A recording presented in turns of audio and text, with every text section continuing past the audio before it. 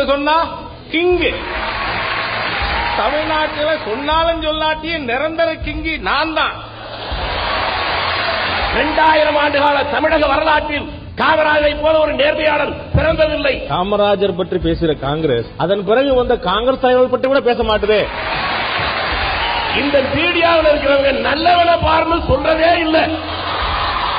முடிச்சவங்க பார், முள்ள மாறிய பார், அருவாறு பார், இப்படியே சொன்னீங்கன்னா நாடு எங்க சொல்றது? பிரான் இந்தியா மக்கள் மன்றம் வரும் சனிக்கிழமை மாலை 4:30 மணி மற்றும் ஞாயிறு காலை 11:30 மணி, இரவு 9:30 மணிக்கு.